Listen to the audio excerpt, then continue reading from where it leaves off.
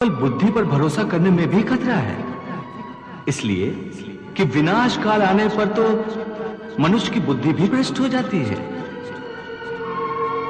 अर्थात जब विपरीत समय आता है तो मनुष्य की अपनी बुद्धि ही उसे गलत रास्ते पर ले जाती है।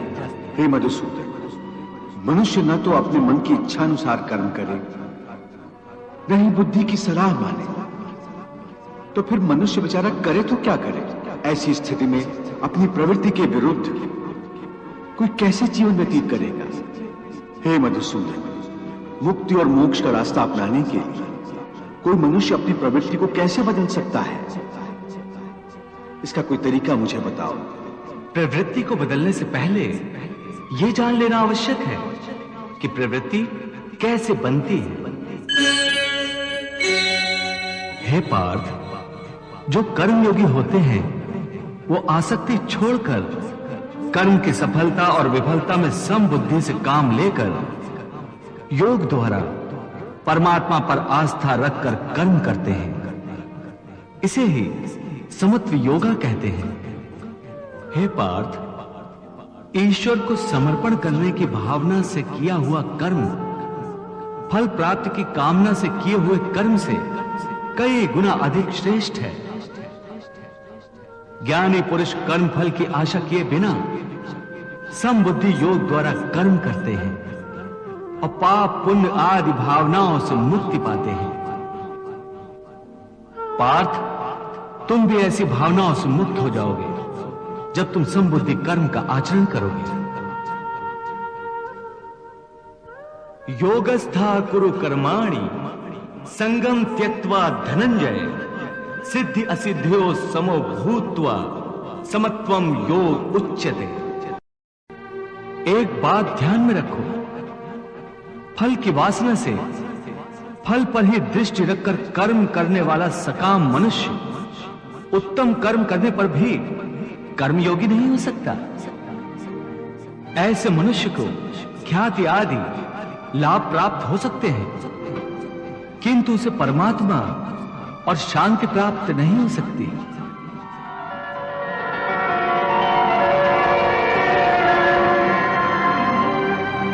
हे केशव, मनुष्य को पाप पुण्य दोनों बंधन कारक है। दोनों से भला बुरा प्रारब्ध बनता है। प्रायश्चित द्वारा पाप से मनुष्य मुक्त हो सकता है, परंतु पुण्य से वो मुक्त कैसे होता? हे अर्जुन, पाप पुण्य, सुख दुख, यश अपयश आदि भावनाएं साधारण मनुष्य के लिए हैं, परंतु जो कर्मयोगी होते हैं वो इन भावनाओं से मुक्त होते हैं, आलिप्त होते हैं। कर्मयोगी अपनी अंतरात्मा की आवाज को परमात्मा का आदेश मानकर आचरण करते हैं। इसमें कहां आती है पाप पुण्य की भावना? हे पार्थ, यदि तुम मोह के अधीन हो गए हो तो निष्काम कर्मयोग कैसे अपनाओगे? तुम्हारी बुद्धि पर जो मोह के अंधकार का पटल छा गया है उसे ज्ञान के प्रकाश से हटा दो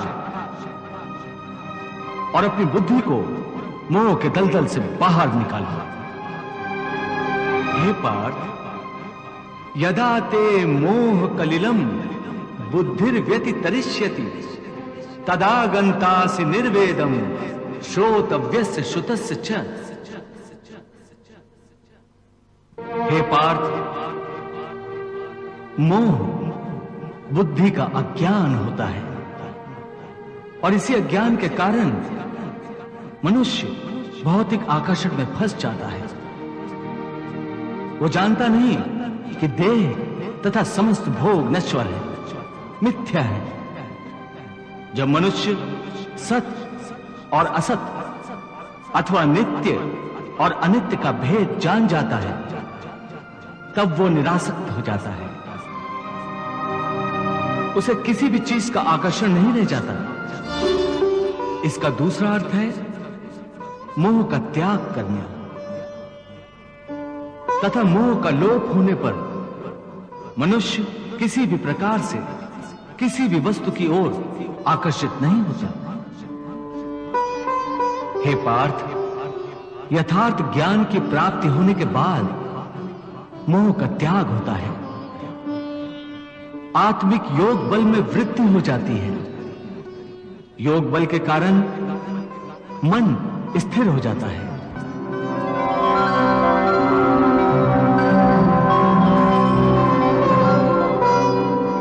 और स्थित प्रज्ञ होने के कारण मनुष्य का परमात्मा के साथ योग हो जाता है।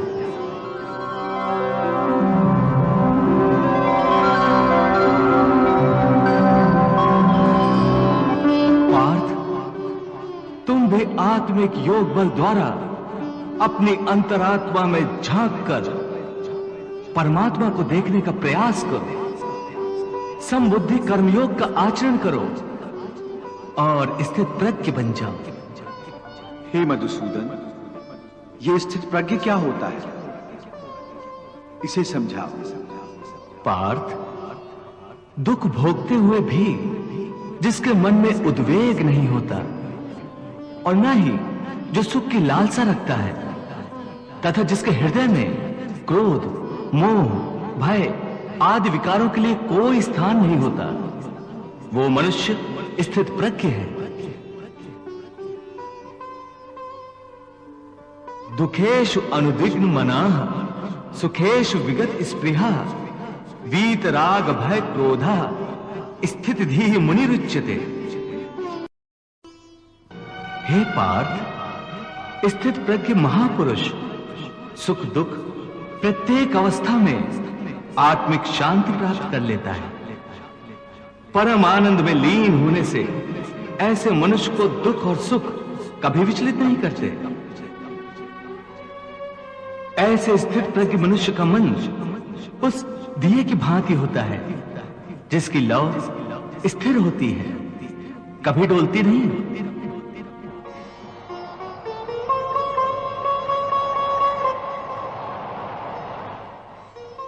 प्रभु, दिए की लौ अधिक समय तक अचल और अडोल तो रहती नहीं, वो हवा के हल्के से झोंके से भी तड़पने लगती है।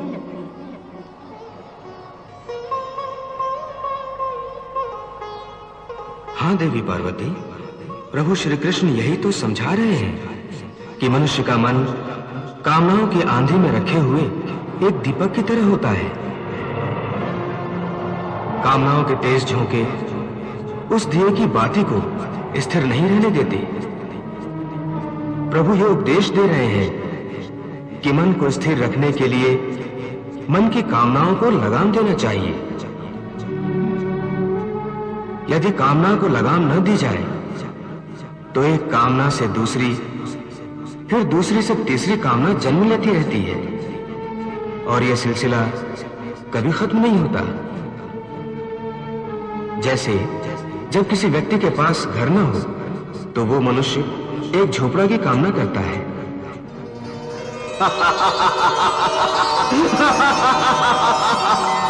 झोपड़ा मिल जाता है तो उससे बड़ा घर चाहता है, फिर उससे भी बड़ा घर, और फिर राजमहल की कामना करता है। उसकी एक ही कामना असीम रूप लेकर बढ़ती रहती है। तो फिर मनुष्य इन कामनाओं को कैसे लगाम दे सकता है?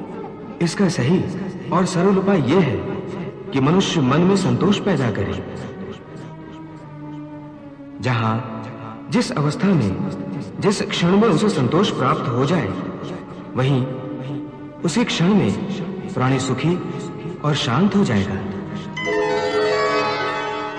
हे कृष्ण, तुम कहते हो कि स्थित प्रज्ञ बनने के लिए मन के दिए की ज्योत को स्थिर रखो, अर्थात मन को इधर उधर डोलने न दो। इसका अर्थ यह हुआ कि कर्म करते समय मन की जगह बुद्धि की बात मानो, मन को बुद्धि के अधीन रखो, यही ना? नहीं अर्जुन, केवल बुद्धि पर भरोसा करने में भी खतरा है, इसलिए कि विनाश काल आने पर तो मनुष्य की बुद्धि भी भ्रष्ट हो जाती है। अर्थात जब विपरीत समय आता है तो मनुष्य की अपनी बुद्धि ही उसे गलत रास्ते पर ले जाती है। हे मधुसूदन, मनुष्य न तो अपने मन की इच्छा अनुसार कर्म करे, न ही बुद्धि की सलाह माने, तो फिर मनुष्य बेचारा करे तो क्या करे? ऐसी स्थिति में अपनी प्रवृत्ति के विरुद्ध कोई कैसे जीवन व्यतीत करेगा? हे मधुसूदन, मुक्ति और मोक्ष का रास्ता अपनाने के लिए कोई मनुष्य अपनी प्रवृत्ति को कैसे बदल सकता है? इसका कोई तरीका मुझे बताओ। प्रवृत्ति को बदलने से पहले यह जान लेना आवश्यक है कि प्रवृत्ति कैसे बनती है। हे अर्जुन, मनुष्य जन्म से ही अपने साथ सत्व, रज और तम 3 गुणों को लेकर पैदा होता है।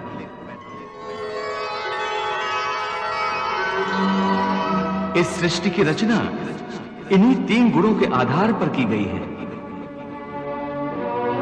इस त्रिगुणात्मक सृष्टि में रहने वाले समस्त प्राणियों में तीनों गुण विद्यमान होते हैं, परंतु हर प्राणी के अंदर इन तीनों में से कोई न कोई एक गुण अधिक प्रधान होता है, और जिस गुण की प्रधानता अधिक होती है उस प्राणी का चरित्र वैसा ही बन जाता है।